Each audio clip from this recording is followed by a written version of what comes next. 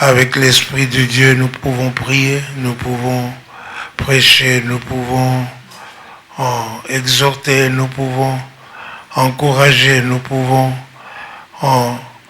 témoigner, nous pouvons faire beaucoup de choses avec l'Esprit de Dieu. Seigneur, merci de remplir chaque personne. Même pour écouter, nous avons besoin de toi. Pour que tu puisses travailler en nous. Au nom de Jésus-Christ. Amen. Donc, cet après-midi, nous avons le privilège d'écouter la parole de Dieu par le frère Guy Kimpioka. Alléluia.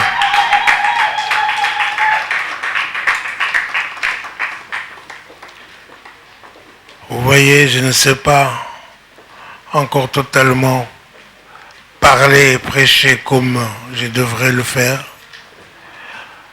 Parce qu'il y a encore des séquelles, je me mordis les lèvres quand je parle. Alléluia.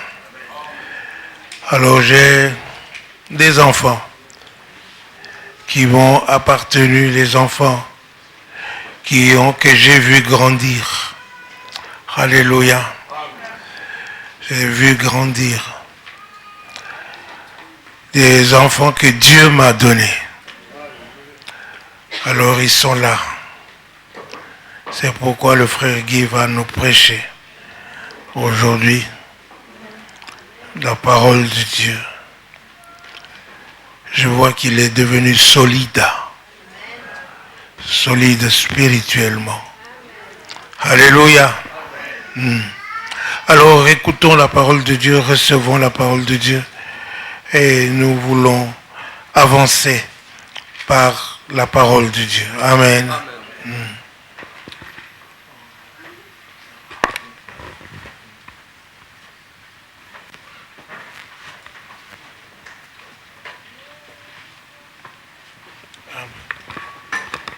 Alléluia. Nous allons directement commencer par la parole de Dieu, parce que ce chant était profond. Je me livre totalement. Alléluia. Donc, la chorale a très bien chanté. Nous voulons directement passer par la parole de Dieu. Alléluia. Je me livre totalement. Alléluia. Livre-toi totalement à Dieu. Alléluia. Livrons-nous totalement à Dieu. Que Dieu nous aide pour cela. L'exhortation de ce jour, c'est le vrai bonheur et le résultat d'une vie de piété. Alléluia. Le vrai bonheur et le résultat d'une vie de piété. Nous voulons lire le psaume 1, versets 1 à 6. Alléluia. Je demandais à quelqu'un de venir pour lire cette parole de Dieu, afin que nous puissions partager ensemble. Alléluia.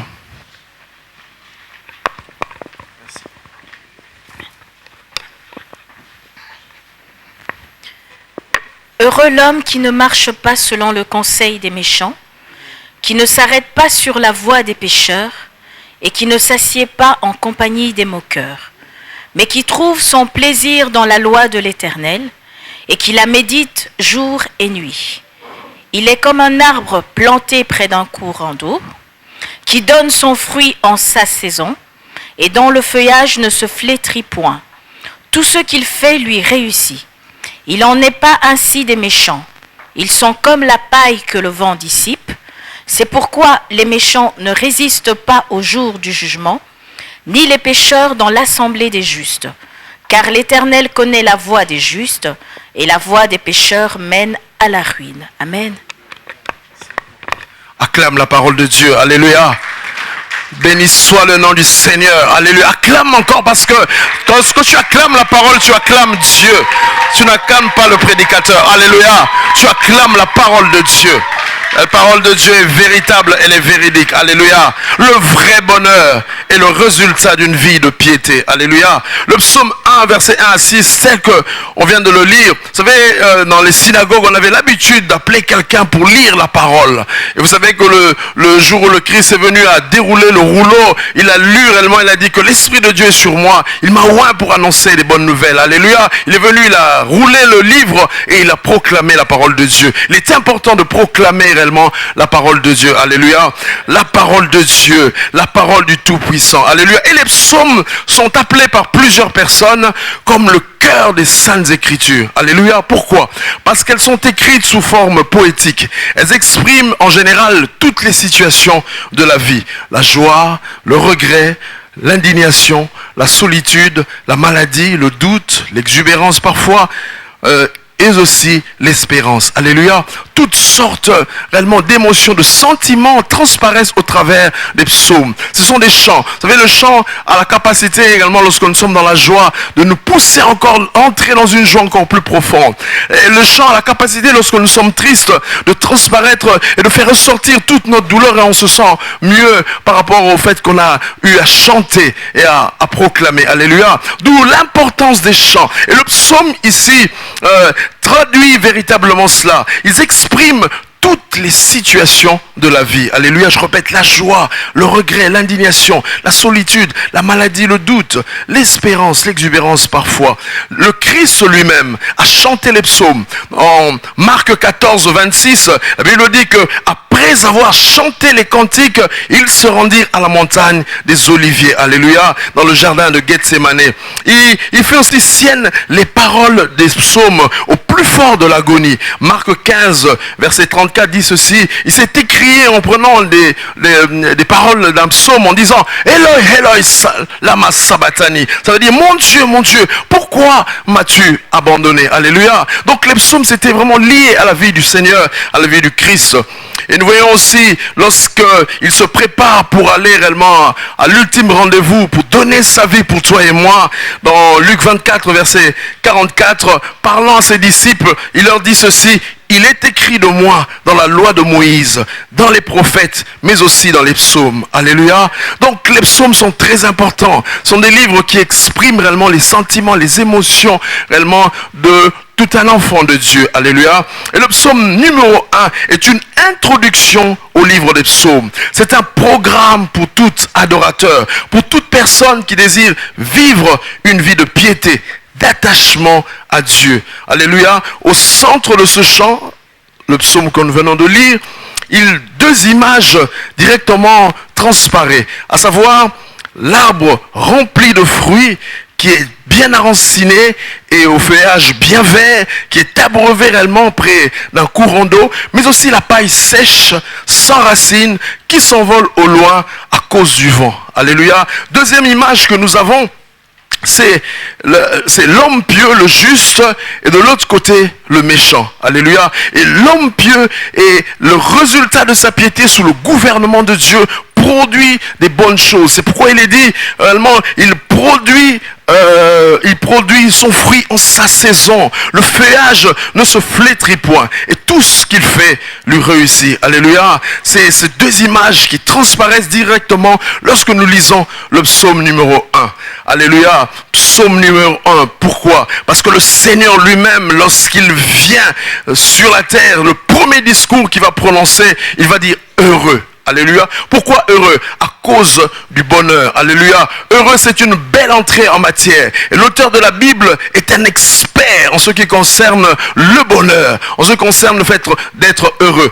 1 Timothée 1, verset 11, Dieu lui-même se présente comme un Dieu bienheureux. Alléluia. Il exprime son bonheur lors de la création. Nous comprenons par là, c'est un premier point à retenir, c'est que le bonheur vient de Dieu. Et c'est Dieu lui seul qui en est l'auteur. Alléluia. Dis à ton voisin que le bonheur vient de Dieu. Dis à ton âme, le bonheur vient de Dieu. Et lui seul en est l'auteur. Alléluia. Il est important de se dire cela. Pourquoi? Parce que la vie des hommes est émaillée de circonstances, des difficultés, des problèmes multiples, des situations qui peuvent te compliquer. Mais à chaque instant, n'oublie jamais que Dieu est l'auteur du vrai bonheur, que Dieu est l'auteur du bonheur. C'est pourquoi lorsque tu seras dans des moments de tristesse, d'intenses problèmes ou difficultés, tu te souviendras que Dieu est le Dieu du bonheur. Et lorsque tu es même dans la joie, dans l'allégresse la plus totale et réellement dans la félicité, tu te souviendras aussi, tu n'oublieras pas que Dieu est le créateur du vrai bonheur. Quelles que soient les étapes de ta vie, n'oublie jamais que Dieu est l'auteur du vrai bonheur. Alléluia. C'est ce que le psaume déclare. Il dit heureux. Et lorsqu'il proclame le premier discours réellement à la montagne, le sermon sur la montagne, et vous savez que c'est le thème de l'année, c'est le bonheur. Alléluia. Le Christ commence par dire heureux. Alléluia, heureux, le bonheur, c'est l'objectif de Dieu. Vous savez, le Créateur, lorsqu'il crée, il ne crée pas par hasard. Lorsqu'il crée, il a un but et un objectif. Lorsqu'il crée, il trouve sa joie dans la création qu'il crée. Sinon, il ne saurait créer. Lorsque tu crées, il y a en toi le cœur de la création. Le Créateur trouve du plaisir dans ce qu'il crée. C'est pourquoi lorsqu'il met à disposition réellement sa création, vous voyez que ça a un impact, ça a l'impact réel. Parce qu'il a pris du temps, il a aimé cette création, il a pensé, il a développé et il a manifesté réellement des capacités telles que la création est mise à disposition de plusieurs. Alléluia. Ça c'est l'objectif, le but d'un créateur. Et Dieu, n'oublions pas, est le créateur du vrai bonheur. Et son objectif c'est celui-là. Quelle que soit ta situation, bien-aimé, quelle que soit ma situation, je ne dois jamais oublier que Dieu est le créateur du vrai bonheur. Alléluia. Ça te donne le courage de résister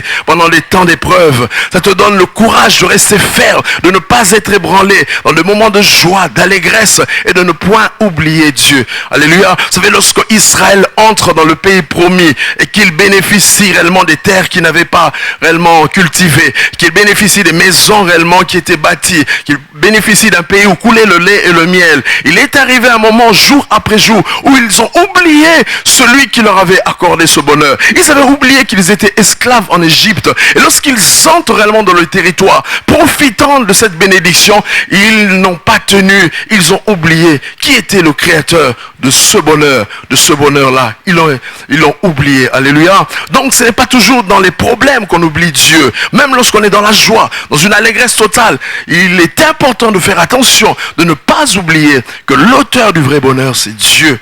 Et tu dois t'accrocher à ce Dieu-là. D'où l'importance réellement de l'attachement à Dieu. D'où l'importance de s'accrocher à lui, de se tenir complètement et de ne point réellement abandonner le Seigneur. Le psalmiste commence par dire heureux, heureux, proclamant la puissance du bonheur. Alléluia. Et la définition du bonheur, c'est un état de satisfaction complète caractérisé par la stabilité et la constance. Alléluia. Je répète, c'est un état de satisfaction complète caractérisé par la stabilité et la constance.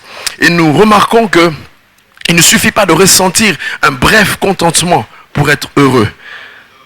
Une joie intense, ce n'est pas le bonheur. Un plaisir éphémère non plus. Alléluia. Le bonheur est un état de satisfaction complète. Un état de satisfaction complète, caractérisé par une stabilité réelle et une constance dans le temps. Alléluia. Et lorsqu'on regarde le mot étymologiquement, lorsqu'on essaie un peu de séparer le mot, on découvre qu'il y a bonheur. Et cela vient du latin qui signifie accroissement accordé par les dieux à une entreprise. Donc, même les gens qui ne connaissent pas le vrai Dieu, à savoir les païens, ont pu découvrir que quand on parle du bonheur, il y a intervention de quelque chose qui nous dépasse. Il y a quelque chose, lorsqu'on parle de cet état de satisfaction, il y a comme quelque chose qui nous dépasse. On peut faire tel effort pour créer un environnement propice à notre bonheur, mais on se rend bien compte que parfois il y a des éléments qu'on ne maîtrise pas. Il y a des éléments qui concourent ensemble pour créer que tu puisses être dans le bonheur. Mais il y a d'autres éléments qui peuvent survenir aussi et qui peuvent contrecarrer véritablement ton bonheur. Alléluia. Et l'homme tel que Dieu l'a créé retrouve à un moment donné, il se dit, ce qui se passe, les événements qui passent dans la vie, je ne sais pas toujours les maîtriser. Alléluia. Et c'est pourquoi nous remarquons que plusieurs s'allient à des puissances des ténèbres pour cela. Parce qu'ils ont un objectif d'être bien dans leur vie. Tu auras quelqu'un qui va passer par des difficultés, par des problèmes multiples, mais son cœur réellement, il a envie de réussir. Il va aller chercher des fétiches, il va aller entrer dans les sciences occultes pour être bien dans sa vie. Une personne qui aime une femme, et que la fille le repousse, peut aller toucher à des choses comme ça pour que la fille puisse réellement lui dire oui. Moi je connais un ami qui a fait fait ce truc-là, il est allé chez les gens, les féticheurs, parce qu'il courait après une fille, et la fille refusait. Lorsqu'il est parti, on lui a donné un liquide qu'il devait mettre dans la main, et lorsqu'il devait rencontrer la fille, et puis le toucher, ça allait marcher. Donc il a fait, et puis il a touché, et ça marchait. Vous voyez, donc, lorsque les gens, pour lui, vraiment avoir cette femme, c'était son bonheur, c'était sa satisfaction. Donc il est passé par des choses ainsi. Il y a des circonstances qui poussent réellement les hommes dans cette quête vers cette satisfaction complète, poussent parfois à s'allier à des puissances des ténèbres. Pourquoi? Parce que lorsque Dieu crée l'homme, il le crée dans un environnement de bonheur. Alléluia. Dans un environnement de félicité. Mais le péché a fait qu'il y ait une séparation. Cette séparation avec celui qui est le créateur du vrai bonheur. Et c'est pourquoi l'homme qui est dans cette quête du bonheur, dans cette recherche du bonheur, va souvent s'allier à des forces occultes, va s'allier à des puissances des ténèbres pour être dans cet état de satisfaction complète. Alléluia. Donc il est important de comprendre que cette quête, cette démarche vers le bonheur, vers cette satisfaction complète, l'homme ne peut le faire seul. Parce que la définition telle qu'on vient de lire, c'est un accroissement accordé par les dieux. Une autre définition dans le Larousse dit que, parlant du bonheur, que c'est la bonne chance, c'est des circonstances favorables, c'est un état de complète satisfaction. C'est cela la définition du bonheur, un état de complète satisfaction, mais aussi la bonne chance. C'est des circonstances favorables, c'est-à-dire tu découvres des circonstances qui s'allient ensemble et qui te permettent d'avancer. Mais il y a d'autres personnes aussi qui voient les circonstances contraires l'empêcher d'entrer dans une satisfaction complète. C'est cela réellement. Donc l'homme tel que Dieu l'a créé dans un environnement du bonheur. N'oublions pas le premier point, le bonheur vient de Dieu. Alléluia. Et c'est lui qui en est le créateur. C'est lui le créateur du vrai bonheur. Il y a un chant qui dit, c'est toi le créateur du vrai bonheur. Alléluia. Dieu est le créateur du vrai bonheur. Heureux l'homme. Heureux l'homme. Donc le bonheur est pour l'homme. Le psalmiste commence en disant heureux l'homme. Donc le bonheur est pour l'homme. Donc le deuxième point que nous pouvons remarquer ici, que le bonheur a été créé pour l'homme et pour lui seul, et que l'homme a été créé aussi pour le bonheur. Alléluia. Donc le bonheur a été créé pour l'homme et l'homme a été créé pour le bonheur. Donc c'est intimement lié avec sa nature. C'est-à-dire que inconsciemment ou consciemment, tu aspires, chaque homme aspire à ce bonheur-là. Tu veux être conscient de cela. Ou même être inconscient, mais dans tous les actes que tu poses, mais l'objectif est réellement d'être dans le bonheur. Alléluia. C'est vraiment un objectif de tout être humain. Et l'homme se rend compte souvent que dans sa vie de tous les jours, il y a des circonstances heureuses et d'autres non. Et devant l'incertitude de la vie, et à cause des défis parfois qui sont contraires, il y a ce désir qui pousse réellement des hommes et des femmes à s'allier à des puissances spirituelles des ténèbres. C'est pourquoi tu verras qu'il y a des familles qui ont été sacrifiées aux puissances des ténèbres parce que réellement un parent, un grand-parent a voulu vivre dans l'opulence, a voulu vivre dans le bonheur. Et il a sacrifié des vies. Il y a des gens qui entrent dans la franc-maçonnerie, dans des sociétés secrètes et livrent des familles, livrent réellement des personnes, des générations et des générations. N'oublions pas que Dieu dit dans sa parole qu'il punit l'iniquité des pères jusqu'à la 3e et la 4e génération. Donc des personnes qui entrent dans ces choses-là lient totalement des familles entières. Et tu verras que dans ta vie de tous les jours, il y a des circonstances qui vont venir et qui vont réellement te contraindre réellement à ne pas entrer dans une satisfaction complète. Tu veux réellement, soit consciemment ou inconsciemment, entrer dans un bonheur, mais tu remarques qu'il y a des circonstances défavorables, il y a des situations que tu ne maîtrises pas et qui viennent parce que simplement il y a eu quelqu'un réellement à cause de son désir de vivre bien, un désir de bonheur, va sacrifier réellement des existences, va se sacrifier complètement à des puissances des ténèbres. Et lorsque les puissances des ténèbres donnent quelque chose, ils demandent quelque chose en retour. Et ils demandent des sacrifices réellement pour se satisfaire, parce que leur but et leur objectif, c'est de détruire. La Bible dit que le voleur vient pour détruire, pour égorger, pour véritablement faire du mal. C'est pourquoi heureux l'homme. Le bonheur est pour l'homme. Le bonheur est véritablement pour l'homme. N'oublions point cela. Tenons-nous fermes dans cela. Premier point, l'homme réellement a été créé. Le bonheur vient d'abord de Dieu. Je me répète, le bonheur vient de Dieu et c'est lui seul qui en est l'auteur. Deuxième point, c'est que l'homme l'homme ou la femme, tu as été créé pour le bonheur. Le bonheur est pour toi, le bonheur est pour moi. Alléluia. Le bonheur est pour nous. Que le Seigneur nous aide. Être heureux, c'est réaliser tous ses désirs, ou les plus importants. Être heureux, c'est être dans la joie de tous les jours. Cependant, nous remarquons que le contenu du bonheur est indéterminé. C'est-à-dire que les éléments qui constituent le bonheur sont différents d'une personne à une autre.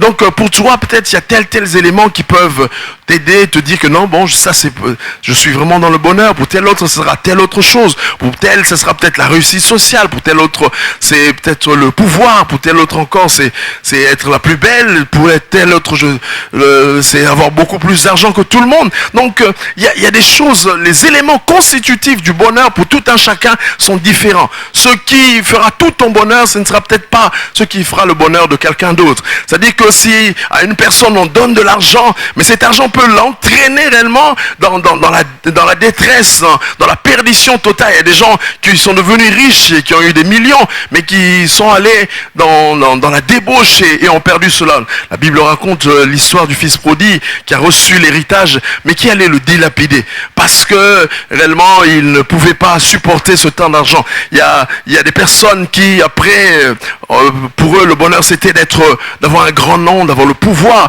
mais lorsqu'ils ont ce pouvoir ils tyrannisent, ils martyrisent réellement des hommes, ils font du mal, ils tuent parce que pour eux c'était leur bonheur, c'était réellement d'arriver à une position sociale très haute pour pouvoir, le but était d'abord de servir les autres, mais dans cette position de pouvoir ils viennent pour tyranniser, pour asservir, pour faire du mal. Donc ce qui pouvait constituer leur bonheur devient un élément qui les détruit complètement. Donc l'élément qui constitue le bonheur est différent de chaque personne. Parce que lorsque Dieu crée l'homme, il le crée unique. Donc tel que tu es là, tu es unique. Dieu t'a créé, t'a façonné. Et c'est quelque chose d'extraordinaire. C'est pourquoi il faut aimer Dieu. Alléluia. Je présente un grand Dieu qui t'a créé parfaitement, de manière exceptionnelle. Alléluia. Dieu est puissant dans sa conception, dans sa capacité de création. C'est extraordinaire qu'il t'a créé toi et pas comme quelqu'un d'autre, que quelqu'un peut pouvoir te ressembler mais sans être véritablement toi. Donc tu es exceptionnel dans la capacité dans laquelle Dieu t'a créé. Lorsqu'il a pensé, lorsqu'il te crée, lorsqu'il met les circonstances de vie réellement dans le droit chemin pour que tu aies la vie. Donc Dieu évolue dans une sphère extraordinaire. C'est pourquoi il est digne d'être célébré, digne d'être glorifié. Alléluia. Tu pries un grand Dieu, c'est un créateur, le créateur du vrai bonheur, le créateur de ce bonheur parfait qui a créé le bonheur pour toi. Lui-même se définit comme un Dieu bienheureux et son objectif c'est que la création, ce qu'il crée, puisse aussi être dans le bonheur. Alléluia. Dieu veut que tu réalises tous tes désirs, que tu réalises réellement, que tu puisses être dans la joie. La Bible dit quelque part, fais de l'éternel tes délices. Il te donnera ce que ton cœur désire. Regarde ce Dieu-là. Regarde le Dieu que tu te prosternes devant lui. Il est extraordinaire. C'est pourquoi il faut aimer Dieu. C'est pourquoi il faut s'attacher à Dieu. Quelles que soient les étapes de ta vie. Alléluia. Aime Dieu. Accroche-toi au Seigneur. C'est très important. Donc, le bonheur, c'est extraordinaire. Mais si on fait une enquête ici, nous verrons que pour toi, ce sera peut-être autre chose qui fait ton bonheur. Pour tel autre, ce sera peut-être autre chose. Mais en général, on pourra avoir des points communs, c'est-à-dire que chacun, en général, pour chaque être humain, quel qu'il soit, c'est l'amour, c'est la joie, c'est le plaisir, c'est l'amitié, c'est ça peut, il peut y avoir des différences entre nous. Il y a telle chose pour toi, ça procure le bonheur, mais peut-être pas pour moi, mais pour tel autre, c'est autre chose encore. Mais entre nous, en général, l'amour, l'amitié ou la joie, il y a des points communs qui peuvent réellement nous rassembler, nous unir en ce qui concerne véritablement le bonheur. Alléluia. Qu'on le veuille ou non, il est impossible à l'homme de ne point rechercher cet idéal. C'est un idéal qui convient d'atteindre. Alléluia. Il semble que chercher le bonheur ne suffit pas toujours à le trouver. D'où l'idée qui fait que l'homme puisse véritablement dépendre parfois des forces spirituelles néfastes. Mais pour toi et moi, il est important que nous puissions s'accrocher à celui qui est l'auteur du vrai bonheur. Celui qui a créé le bonheur pour toi et pour toi en particulier. Alléluia. Le bonheur vient de Dieu. C'est lui seul qui en est l'auteur. Il a créé pour toi, frère. Il a créé pour toi, sœur. Alléluia. Dieu a créé le bonheur pour toi. Ne l'oublie jamais. Et réellement, reste accroché à cela. Heureux l'homme qui ne marche pas selon le conseil de méchants, qui ne s'arrête pas sur la voie des pécheurs, qui ne s'assied pas en compagnie des moqueurs. Ce verset nous donne et nous révèle les ennemis du bonheur. C'est-à-dire que le bonheur que Dieu a créé, dont il est l'auteur, qui a créé pour toi, ce bonheur a des ennemis. Alléluia. Il y a des ennemis du bonheur. Ces ennemis existent. Et la Bible le révèle ici. C'est-à-dire, il y a les méchants, il y a les pécheurs, il y a les moqueurs. Alléluia. 3 niveaux réellement d'action des puissances qui travaillent ensemble pour contrecarrer, pour briser le bonheur. Il est souvent facile pour les hommes de pouvoir regarder aux hommes, mais il faut monter de niveau, entrer dans une autre dimension. C'est-à-dire que ceux qui sont les premiers, ou celui qui est le premier à vouloir contrecarrer le bonheur des hommes et des femmes, c'est d'abord réellement le diable, l'ennemi des âmes. Alléluia. La Bible parle de la vie de Job lorsqu'il était réellement dans un complet bonheur, où il y avait ses enfants qui étaient en paix, il avait beaucoup d'argent, tout ça, toute sa vie était bien. Mais ceux qui ne savaient pas, c'est que quelque part dans l'invisible, quelqu'un s'était promené par toute la terre et avait vu. Et lorsque Dieu dit, est-ce que tu as vu mon serviteur Job, il dira à Dieu, oui, je l'ai vu, mais c'est parce que tu le gardes, tu le protèges. Donc il y a une action dans l'invisible pour contrecarrer et briser le bonheur réellement qui était dans la vie de Job. Il y a eu un travail profond, un travail réellement fait de manière stratégique contre lui. Et des événements, des circonstances vont venir simultanément dans sa vie pour l'entraîner dans une détresse totale. Les enfants vont mourir, perte de ceci, cela, même jusqu'à lui-même entrer dans la maladie. Il y a des ennemis du bonheur. Il ne faut jamais oublier ça. Et ce sont des puissances spirituelles. La Bible parle dans Éphésiens, la nomenclature de ces puissances, il y a des autorités, des dominations, des principautés, des esprits méchants dans les lieux célestes. C'est des puissances terribles. Parfois on ne réalise pas ça, mais c'est des esprits qui sont puissants et qui sont sortis réellement de la présence de Dieu avec des puissances réelles, parce que Dieu ne se répand pas de son appel et de ses dons. Et ils ont des capacités mais qu'ils utilisent dans le mal. Donc c'est des puissances qui agissent pour contrecarrer, pour briser le bonheur. Donc le bonheur a des ennemis puissants, qui sont des méchants, qui sont des pécheurs, parce que le péché est né d'abord dans le cœur du diable qui était Lucifer. Le péché est né dans lui et c'est lui qui a communiqué le péché à l'humanité. C'est lui aussi qui se moque réellement des hommes. Il se moque que tu puisses ne pas être dans le bonheur. C'est lui le premier qui se moque. C'est lui le premier accusateur, mais qui se moque lorsque les hommes sont dans la difficulté, lorsque les hommes sont réellement en dehors du bonheur. C'est lui le méchant, c'est lui le pécheur, c'est lui le moqueur. Alléluia. Et nous voyons l'action du méchant. Premièrement, le méchant marche dans le conseil, dans une marche qui est contraire à la marche de Dieu. Alléluia. Le méchant conseille. Lorsqu'on voit la définition du conseil, c'est inciter, c'est influencer, c'est pousser à. Donc les puissants des ténèbres, les esprits méchants, ont cette capacité d'influencer réellement des vies, d'influencer des actions, des circonstances pour contrecarrer le bonheur des enfants de Dieu. C'est cela leur action. C'est une action diabolique, une action néfaste, mais qui agit souvent. Et bien souvent, les enfants de Dieu n'ont pas conscience de cela, qu'il y a quelque chose qui se passe dans des sphères que tu ne maîtrises pas, qui travaille de manière stratégique contre réellement ton bonheur, en influençant et en capacité alors d'influencer d'abord toi-même personnellement, mais aussi d'influencer les autres, parce que leur action, c'est d'abord leur action personnelle. Les esprits agissent, c'est le premier niveau de l'action néfaste contre le bonheur. Le deuxième niveau, c'est l'action des esprits sur ta propre vie. C'est pourquoi il est important réellement de se réaliser soi-même. Lorsque la femme de Job va lui dire maudit Dieu et meurs, il va dire non, je ne le maudirai pas, Dieu a donné, Dieu a repris. Donc il est regardé à lui-même, il n'a pas regardé à ce que sa femme avait dit.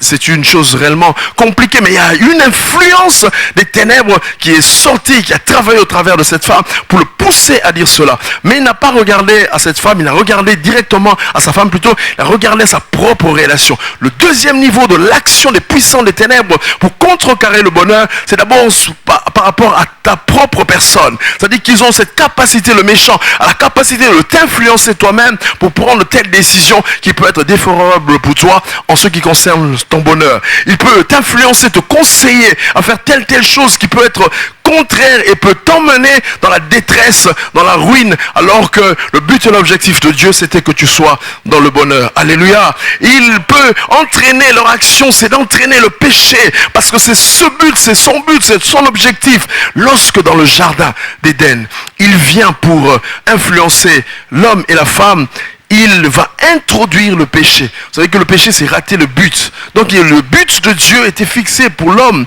et pour la femme. C'est vivre vraiment dans le bonheur, dans cette intimité, dans cette communion avec Dieu. Et son rôle, ça a été de briser cela en introduisant le péché. Alléluia. Donc le péché, comme le dit le psaume, le péché a cette capacité d'arrêter. C'est pourquoi il dit ici, qui ne s'arrête pas sur la voie des pécheurs. Donc le péché a la capacité de nous arrêter dans ce processus qui nous conduit vers notre bonheur. C'est un instrument puissant que le diable utilise réellement pour nous entraîner loin du bonheur. Il nous pousse véritablement à pécher.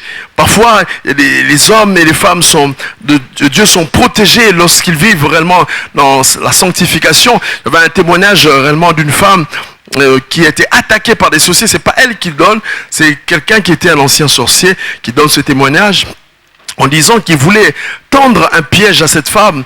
Ils ont mis réellement un piège comme elle était enceinte, leur but, leur objectif, c'était de sacrifier l'enfant. Ils mettent un piège, ça c'est spirituel, pour contrecarrer véritablement cette femme. Mais comme la femme vivait dans la crainte de Dieu, dans l'attachement avec le Seigneur, ils vont remarquer que directement la femme va quitter le sol pour monter et dépasser le premier niveau de piège qu'ils avaient placé.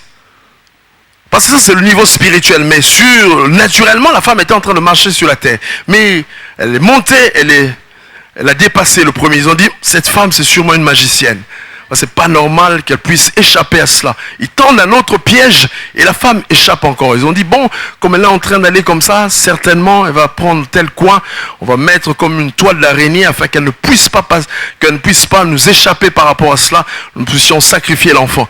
Et eux attendaient que la femme passe par là, ils se sont mis derrière leur piège, attendant que la femme passe, mais ils regardent en arrière, ils voient subitement que la femme était de l'autre côté. Que Dieu, dans sa capacité, dans sa grâce, parce qu'il est l'auteur du vrai bonheur, avait fait échapper à cette femme d'un danger qu'elle ne connaissait pas. Tu échappes à des dangers parfois que tu ne connais pas, que tu ignores totalement, parce que Dieu travaille pour ton bonheur. C'est extraordinaire. Il y a des choses que tu vois, mais il y a des choses également que tu ne vois pas, et que Dieu travaille de manière stratégique pour te garder et te protéger. C'est pourquoi il te faut t'attacher à ce Dieu-là. C'est très important et nécessaire. Vous savez, ce monde, si vous n'êtes pas avec Dieu, il faut vous allier à une puissance, à une force contraire. Si vous n'êtes qu'au milieu, vous serez dominé, vous serez tyrannisé et votre bonheur sera totalement détruit. Alléluia. Attache-toi à Dieu. Le bonheur a été créé par Dieu. Pour toi. Alléluia. Mais il y a des ennemis du bonheur. Il y a des ennemis du bonheur. Et son objectif, c'est se moquer. Son objectif, c'est de rire lorsque des personnes sont dans la détresse, dans la souffrance. C'est ça son objectif. Il se réjouit du malheur. Je suivais encore le témoignage de ces personnes qui étaient délivrées réellement de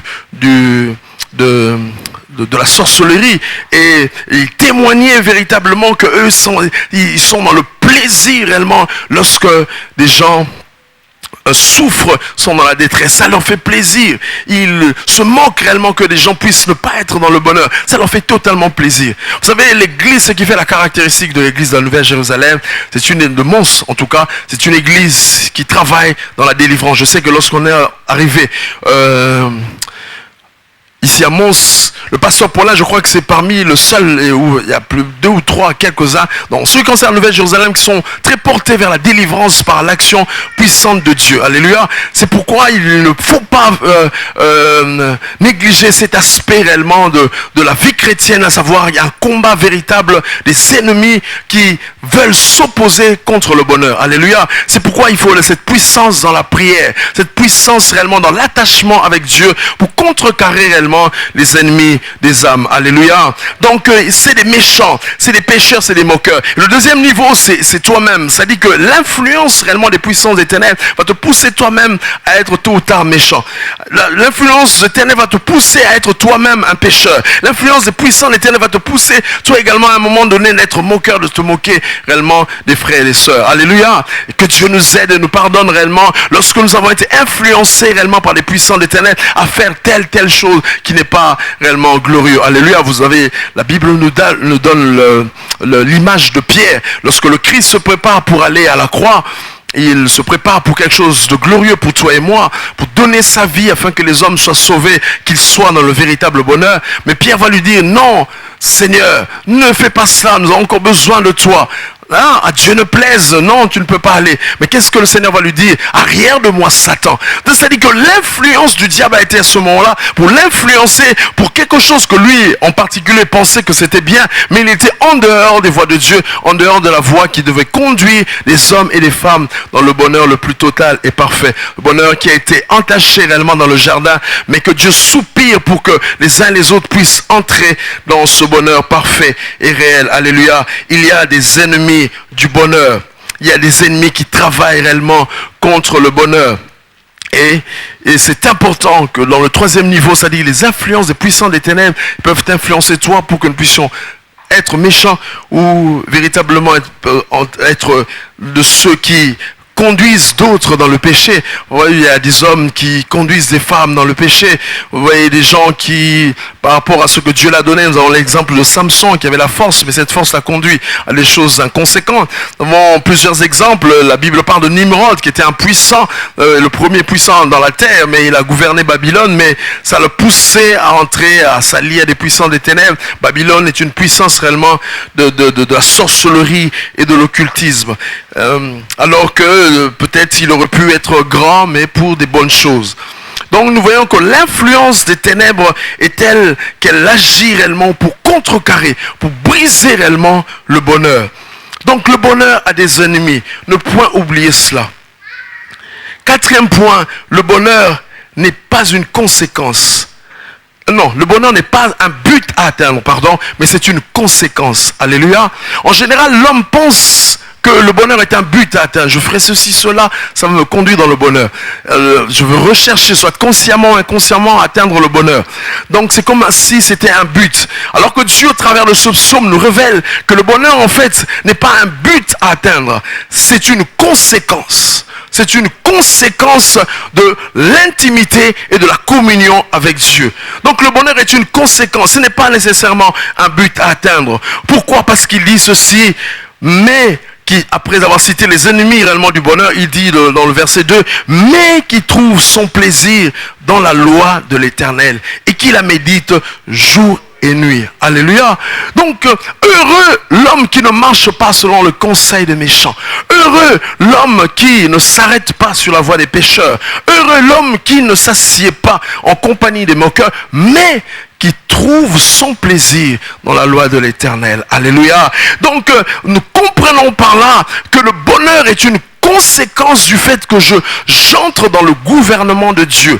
Parce que lorsqu'on parle de loi, on parle d'un gouvernement. On parle de quelqu'un qui est au-dessus de ses puissances. Il y a quelqu'un qui a la capacité d'imposer des lois qui peuvent anéantir des lois qui ont été décrétées par les puissants des ténèbres pour contrecarrer le bonheur des uns et des autres. Donc nous entrons dans le gouvernement de Dieu. Celui qui trouve son plaisir dans la loi de l'Éternel entre de plein pied dans le gouvernement de Dieu. Alléluia. Vous avez dit quelque part, nous sommes assis avec lui dans les lieux célestes. C'est quelque chose d'extraordinaire. C'est que Dieu nous introduit dans son gouvernement. Nous introduit réellement dans sa famille. Nous introduit dans des choses extraordinaires. Et nous comprenons comprenons au travers de cette introduction réellement dans le gouvernement de Dieu que le bonheur n'est plus un but à atteindre, mais c'est une conséquence du fait que nous nous attachons à Dieu, du fait que nous aimons sa parole. Il dit qu'il trouve son plaisir. C'est extraordinaire. Trouver le plaisir. En général,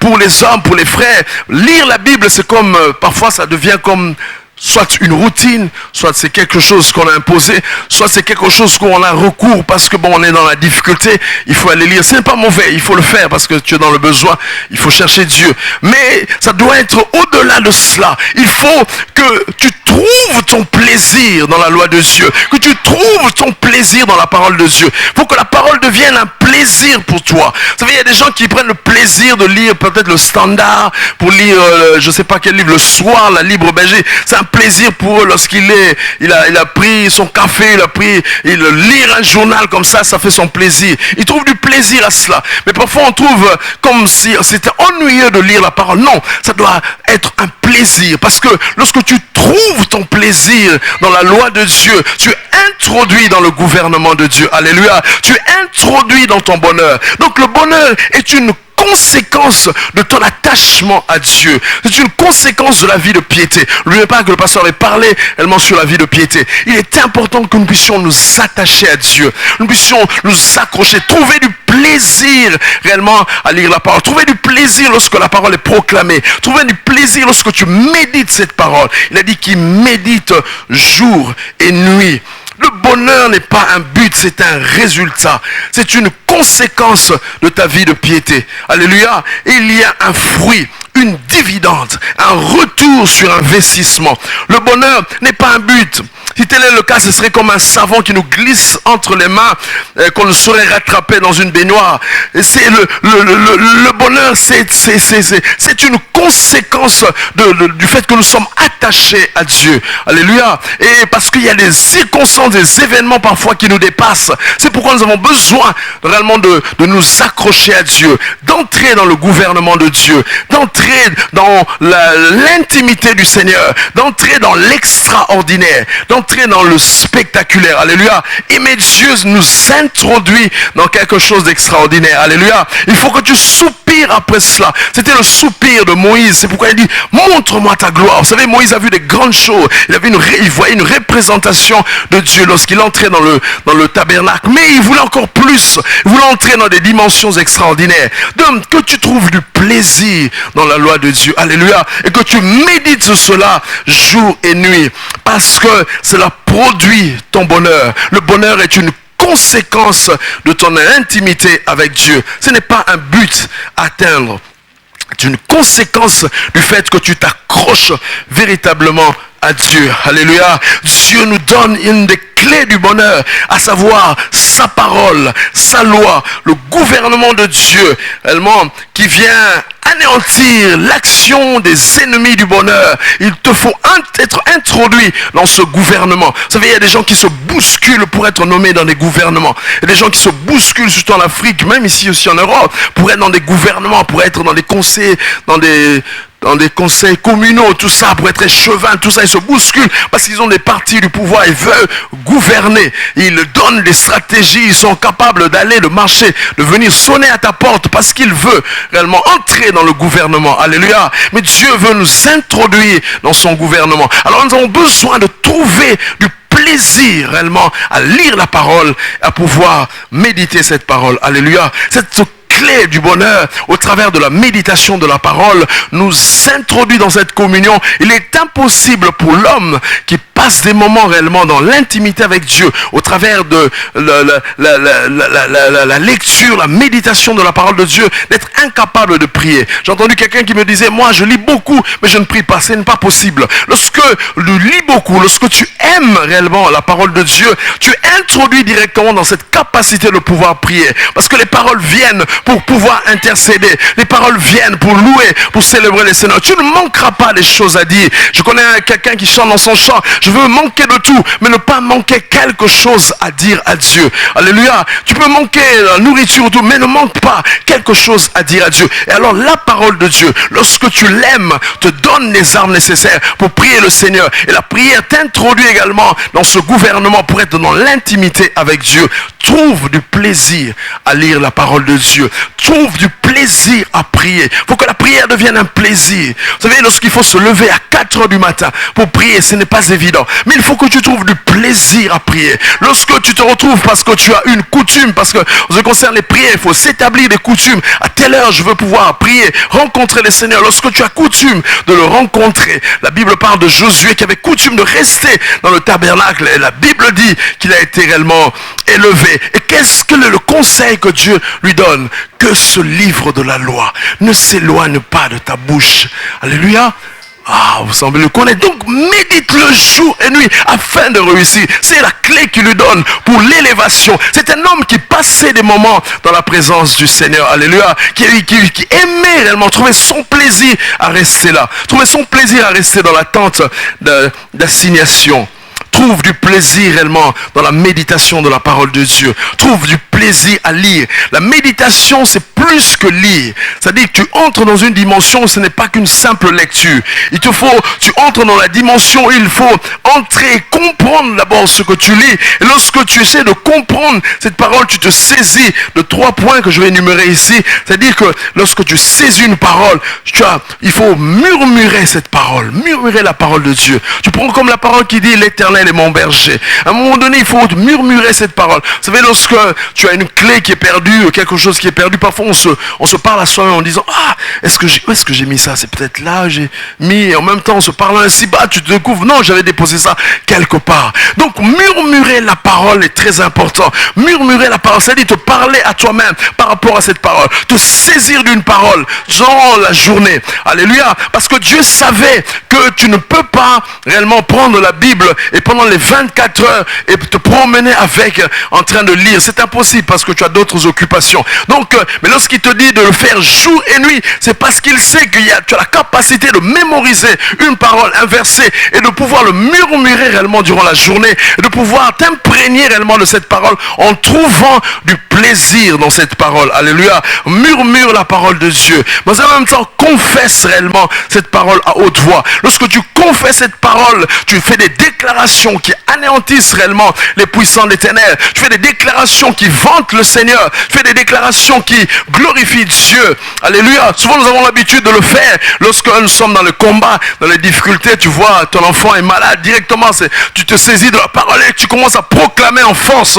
Mais c'est des choses qu'il faut le faire. Même lorsqu'il n'y a pas un combat. Même lorsque tu es dans la joie, dans l'allégresse. Proclame des paroles en disant l'Éternel est mon souverain bien. Proclame des paroles comme ça. Proclame. Donc, confesse à haute voix cette parole. C'est cela. Aimer réellement cette parole et trouver du plaisir. Et aussi, c'est réfléchir silencieusement. À un moment donné, tu te rends compte d'une parole que l'Éternel est mon berger. Tu te mets calmement, soit en conduisant ta voiture, soit en marchant, soit en faisant quoi que ce soit, de réfléchissant sur cette réalité, cette vérité que l'Éternel est ton berger. Réfléchir silencieusement au plus profond de ton être, là où la parole commence à travailler. Pourquoi?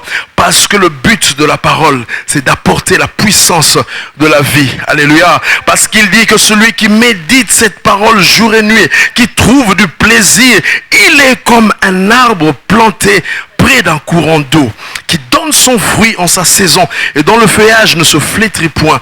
Tout ce qu'il fait lui réussit. Alléluia.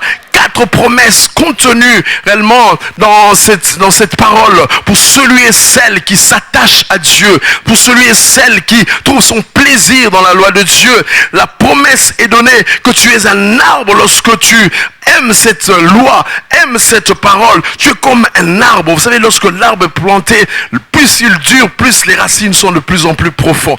Plus il est près d'une source, plus il prend de plus en plus de vie. Alléluia. Donc l'arbre planté à la vie. C'est ce que Dieu veut. Pour être dans la puissance de ce bonheur parfait, Dieu nous communique la puissance de sa vie. Alléluia. Et cette puissance, c'est la vie de Dieu en toi. La vie de Dieu. Plus tu connais Dieu, plus tu entres dans la dimension de la connaissance de Dieu, tu deviens un arbre planté qui donne son fruit en sa saison. Alléluia. Mais aussi, vous savez, lorsqu'un arbre est planté, lorsqu'un arbre est solide, il est aussi un abri sûr pour d'autres. Alléluia. Parce que ton bonheur peut être réellement favorable pour les autres, pour pouvoir aider réellement soit ta famille, soit tes frères, soit des sœurs. Donc tu deviens cet arbre qui est favorable, surtout pour les êtres qui sont faibles. L'arbre, parfois, les animaux viennent pour mettre leur nid. L'arbre, il y a je sais pas qui peuvent, des êtres qui peuvent souvent les animaux qui viennent se protéger réellement dans les arbres. Il y a des animaux qui ont besoin des arbres pour pouvoir vivre. Donc, en étant un arbre enraciné, tu peux être capable réellement de faire du bien réellement à des frères, à ta famille. Donc, un arbre planté près des courants d'eau, recevant la puissance de la vie de Dieu. Cette vie est profitable, t'entraînant dans le bonheur, mais le bonheur qui t'est communiqué au travers de la vie de Dieu est profitable également pour des frères et pour des sœurs. Alléluia. Et qui donne son fruit en sa saison. Alléluia. Il y a une saison pour toi. Il y a une saison pour toi, ma sœur. Alléluia. Je veux nous proclamer une saison réellement pour ta vie, pour ton existence. Alléluia. Une saison où le fruit va sortir, le fruit de ton bonheur. Alléluia. Et le diable ne pourrait empêcher la puissance de cette saison. Parce que celui qui a la maîtrise sur les saisons, c'est l'Éternel qui a créé le vrai bonheur. Et c'est lui qui a capacité de créer une saison pour toi, mon frère, pour toi, ma sœur. Alléluia. Il y a une saison pour toi. Lorsque tu es dans ta saison, c'est la joie, c'est l'allégresse totale. Lorsque tu es dans ta saison, tu bénis et tu célèbres le Seigneur. Alléluia. Il y a une saison pour toi.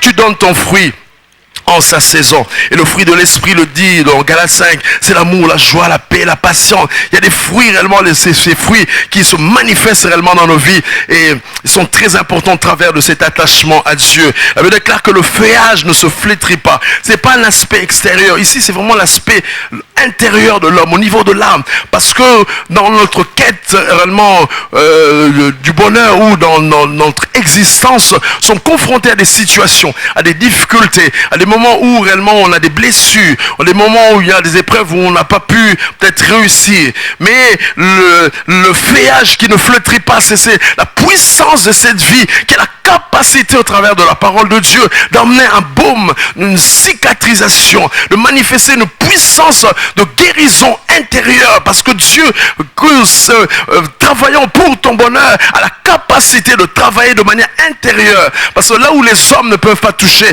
mais Dieu au travers de sa vie a la capacité de toucher à l'intérieur de toi pour amener une guérison intérieure, pour amener une paix réellement nécessaire qui contribuera réellement à la manifestation de ton bonheur. Il termine tout ce qu'il fait, lui réussit. C'est ça le but et l'objectif de Dieu, que réellement tu aies une vie de victoire, te donnant les clés spirituelles de la victoire, te donnant des paroles de vie qui bénissent, qui mettent dans le débandade réellement les puissances des ténèbres. La Bible, c'est le manuel du fabricant, c'est-à-dire c'est du créateur pour une merveilleuse créature que tu es. Alléluia. Et la Bible parle dans 4-6, le sort du méchant, qui est un sort qui n'est pas enviable.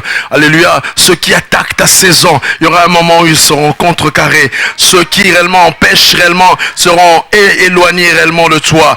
Dieu veut ton bonheur. Dieu travaille pour ton bonheur. Alléluia. Dieu est le créateur du vrai bonheur. Dieu a créé le bonheur pour l'homme. Il a dit heureux l'homme, heureux la femme. Donc le bonheur a été créé pour toi. Alléluia. Il y a des ennemis du bonheur. Mais Dieu, au travers de la puissance de sa grâce, va briser réellement, au travers de cette parole qui met en toi, va briser la puissance réellement de ses esprits. Mais Dieu permet que le bonheur soit une conséquence, non pas un but à atteindre pour que tu puisses pas aller à gauche et à droite. Le bonheur est une conséquence de l'intimité, de ta piété avec le Seigneur. Alléluia. Accroche-toi à Dieu.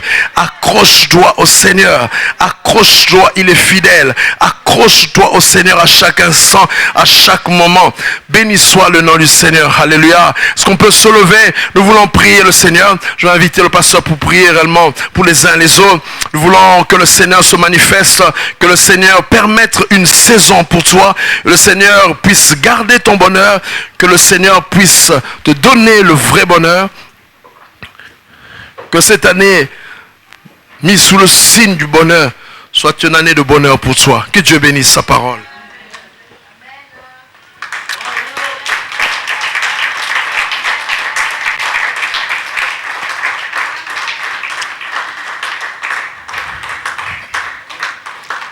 Alléluia. Alléluia. Le vrai bonheur vient de Dieu. Tout don excellent descend d'en haut du Père des Lumières, en qui il n'y a point d'ombre de variation. Alléluia. Alléluia. C'est vers Dieu. C'est vers Dieu que nous pouvons chercher tous ces dons merveilleux. C'est vers Dieu. Quelle que soit notre situation, quel que soit notre état, quel que soit ce qu'on nous a présenté, mais nous devons savoir si ça vient de Dieu ou si ça vient d'ailleurs. Alléluia. Si tu veux vivre le vrai bonheur, cherche Dieu. Cherche Dieu. C'est de lui que ça vient. Dieu est lumière. Il n'y a point en lui de ténèbres. Alléluia. Donc Dieu a dit, faisons l'homme selon notre image. Tu es le temple du Saint-Esprit. En toi, il ne peut pas y avoir des ténèbres, Amen. Ni des ombres, ni des puissances des ténèbres. Amen. Alléluia. Amen. Le diable profite de la situation pour te présenter quelque chose. Alléluia. Amen. Quelque chose qui lui appartient pour te dire que c'est du bonheur. Tu vas avoir du bonheur pendant un petit temps, mais après il va te réclamer la suite. Alléluia. Et tu seras dans des situations plus compliquées qu'avant. Voilà pourquoi maintenant, dans le nom de Jésus, à quelque temps, quel que soit au moment où le diable a essayé de te connecter, alléluia, que ce soit par ta vie, que ce soit par la vie de tes parents ou de tes grands-parents, nous avons un Dieu qui punit l'iniquité de père jusqu'à la 3e et 4e génération. Et moi, au nom de Jésus, je me lève pour déconnecter maintenant tout ce que le diable a voulu connecter sur toi. Au nom de Jésus, il y en a qui sont dans les pièges du diable, qui sont tombés, il y en a qui sont sollicités, il y en a pour qui le diable essaye de les connecter, ou d'autres sont déjà connectés. Au nom de Jésus, je déconnecte. Je déconnecte cela au nom de Jésus. Au nom de Jésus-Christ, j'ordonne à ce qu'il soit libre aujourd'hui. Au nom de Jésus. Au nom de Jésus. Jésus-Christ est venu pour cela. Il est venu pour cela. Il est apparu pour détruire les œuvres du diable. Voilà pourquoi au nom de Jésus, nous paralysons, nous détruisons, nous déconnectons, nous libérons tout ce que nous pouvons lier. Au nom de Jésus, sur la terre sera lié dans le ciel. Ce que nous délions au nom de Jésus sera délié. Voilà pourquoi au nom de Jésus, soyez libres. Soyez libres au nom de Jésus. Soyez libres dans le nom de Jésus. Soyez libres au nom de Jésus-Christ. Soyez déconnectés au nom de Jésus. Au nom de Jésus, que la lumière de Dieu vienne sur vous. Que la lumière de Dieu entre en vous. Que la lumière de Dieu soit en vous. Au nom de Jésus-Christ. Nous brisons tout programme du monde des ténèbres. Tout programme du monde des ténèbres. Nous l'annulons au nom de Jésus-Christ. Merci Seigneur. Merci notre Dieu. Votre corps, c'est le temple du Saint-Esprit. Votre corps, c'est le temple du Saint-Esprit. Je disais, votre corps, c'est le temple du Saint-Esprit.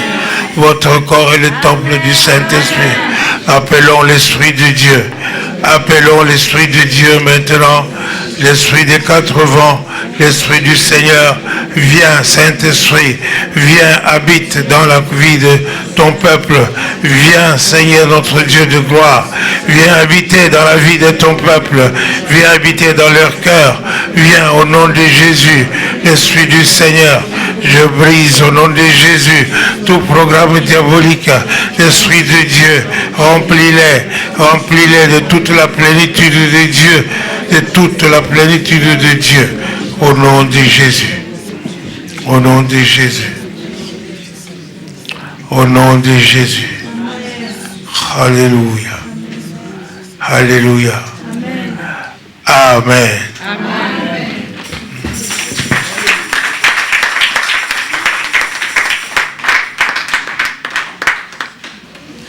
Ça va être le temps des offrandes. Le temps des offrandes, c'est un temps de témoignage. C'est un temps où nous rendons témoignage à Dieu. Amen. Alléluia. Amen. À Dieu et aux anges. C'est une histoire entre toi et Dieu. Ce n'est pas une histoire de quelqu'un. Alléluia. Amen. C'est un temps où nous rendons gloire à Dieu, comme Abraham. Alléluia. Amen.